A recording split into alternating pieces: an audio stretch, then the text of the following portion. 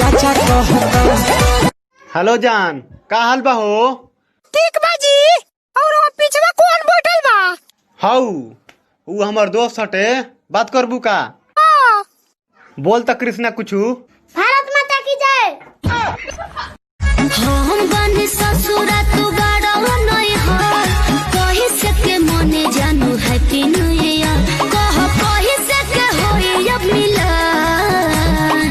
नया साल मुबारक हो जान। कहे से करता नया साल मुबारक हो जान। साला हमारा भौजी बारी नु तबारा मजाक करेली। का मजाक कर रहा रे? तनी हमरो के बतलाइबे। जब घरे जानी नु तो भौजी पैंटे खोल देली। ऑरेंज मैरिज क्या दूर से बड़ो लागो, बड़ो लागो। ठीक है कहतन, जागो ग्राहक जागो, लड़की लेकर भागो।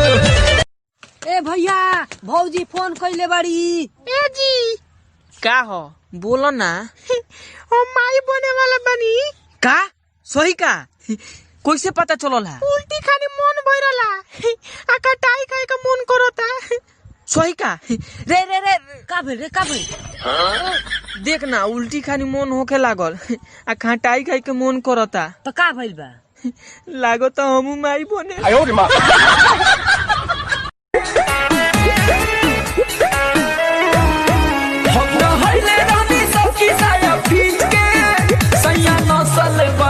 डोरी खींच के बाडू मसन रही रान के, कारे तुम्हारे समान के, होई छन पसन खाली मोह जाए। अच्छा अरे 40 बहु मालिश करन फिरी में होई 500 पर कोमर न कोमर पूछो बात बुझो न हमरा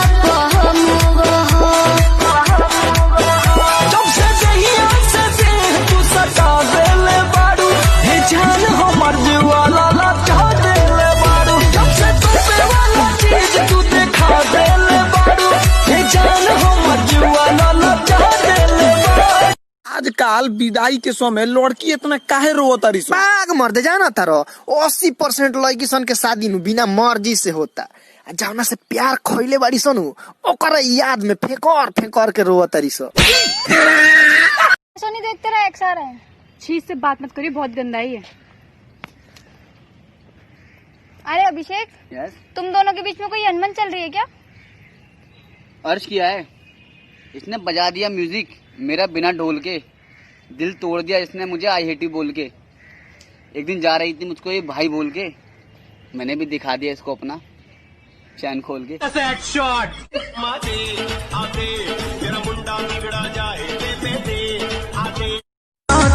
जवन चाहतारू अभी पहिले उठानी में डाहतारू। हम पहिले से ज्यादा तुहर मोटा लागत। छोटी जी ए छोटी तहरा चोटी से चोट लागता। हम छुटा ए छोटी ए छोटी तहरा चोटी से चोट लागता। कि रोजा दारू पी के जावे जैसन संगत धैले बा, तो सैया पाउच पी के हमके ऊपर से नीचे काहे तारो तारो, बेरी बेरी तू आँख काहे मारो तारो। जब से तोपे वाला चीज तू दिखा दे ले बारू। यार सोनू मान जाओ ना, अब से नहीं होगा प्लीज यार। यार अभिषेक चेप मत हो। बात बात पे कर जाती, पिछले जन्म थी क्या?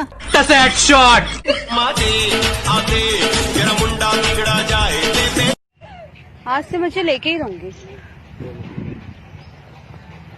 अभिषेक, शायरी सुनाओगे एक? यार जा यार तू। अरे तुम नहीं सुना पाओगे, तुम तो नल्ले हो। ले सुन, पलट के देख जरा जाली के तमन्ना हम भी रखते हैं, हुस्न तेरे पास है तो क्या जवानी हम भी रखते हैं। बस हो गया? ले तू पूरा सुन यार। गहराई तुम्हारे पास है तो क्या लंबाई हम भी रखते हैं।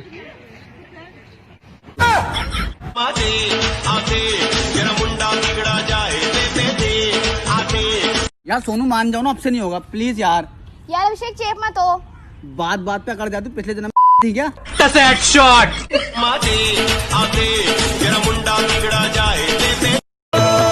समझे न पानी तहर असली इरादा, रूपवा के जाल में धरा गईन दादा।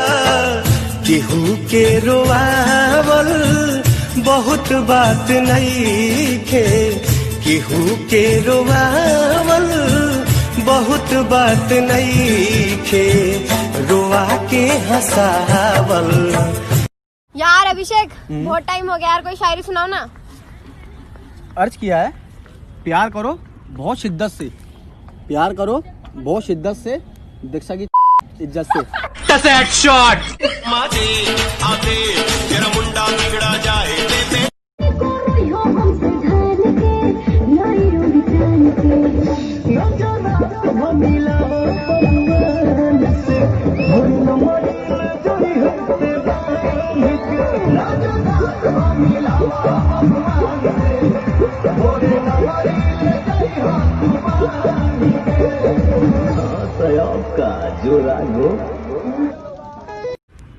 यार क्या हुआ डिम्पल, क्यों रो रही हो? यार दीदी एक बात बताओ, घोड़ी जानवर है या पोजीशन है? जानवर है। ये रोज मेरे को घोड़ी बना देते हैं।